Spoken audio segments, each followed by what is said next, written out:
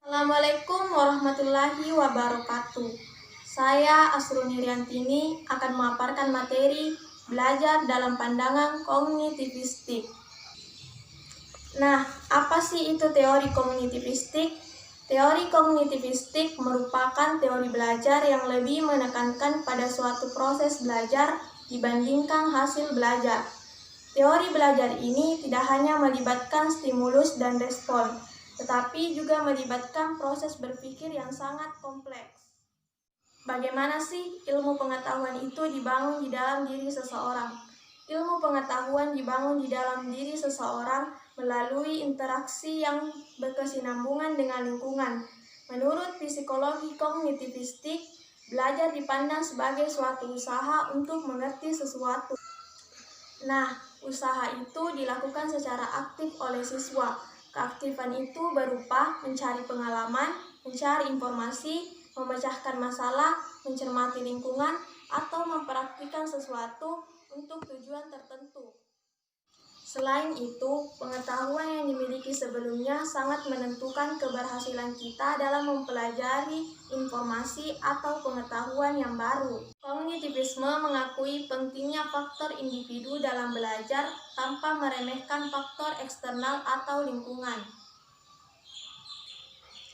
Bagi kognitivisme, belajar merupakan interaksi antar individu dan lingkungan, dan hal ini pun terjadi secara terus-menerus sepanjang hayat. Di samping itu, teori ini pun mengenal konsep bahwa belajar merupakan interaksi antar individu dan lingkungan melalui proses asimilasi dan akomodasi.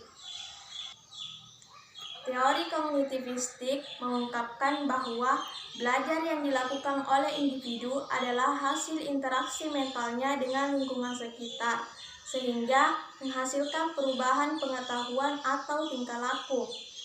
Dalam pembelajaran pada teori ini, dianjurkan untuk menggunakan metode yang tidak susah atau sulit agar anak-anak dapat mengerti.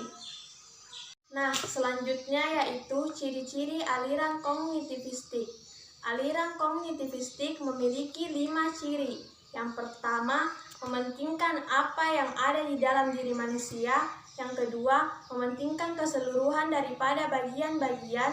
Yang ketiga, mementingkan peran kognitif. Yang keempat, mementingkan kondisi waktu sekarang. Dan yang kelima, yaitu mementingkan pembentukan struktur kognitif.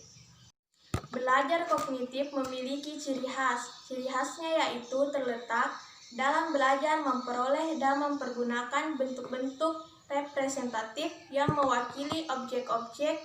Nah, objek-objek itu akan direpresentatifkan atau dihadirkan di dalam diri seseorang melalui tanggapan, gagasan, atau lambang yang semuanya bersifat mental. Misalnya, seseorang menceritakan perjalanannya selama di luar negeri hingga kembalinya ke negeri sendiri.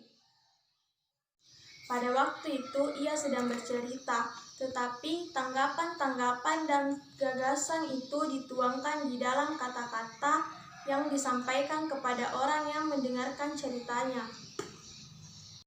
Selanjutnya, saya akan memaparkan teori belajar menurut Branner.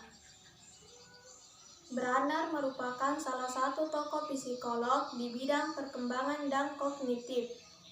Ia beranggapan bahwa belajar itu melalui 3 proses kognitif. Nah, yang pertama yaitu mendapat informasi baru. Mendapat informasi baru merupakan sebuah tahap awal untuk mendapatkan pengetahuan atau pengalaman baru. Yang kedua yaitu mengolah atau transformasi. Mengolah atau transformasi merupakan tahap di mana seseorang dapat mencerna, memahami, dan menganalisis pengetahuan yang telah ia dapatkan. Dan yang ketiga yaitu menguji ketepatannya atau evaluasi. Evaluasi ini bertujuan untuk menilai bagaimana jalan dan proses transformasi yang telah dilalui. Teori kognitif mementingkan proses belajar dibandingkan hasil belajar. Teori Branner ini seringkali dikenal dengan nama discovery learning, yang pada penerapannya meliputi pembelajaran berbasis lingkungan yang dilakukan agar anak mempunyai rasa peduli terhadap lingkungan sekitarnya, yang pada prosesnya langsung dilakukan di luar ruangan agar anak dapat bersosialisasi dan menyesuaikan diri dengan lingkungannya. Itulah tadi pemaparan materi dari saya. Kurang dan lebihnya mohon dimaafkan. Wassalamualaikum warahmatullahi wabarakatuh.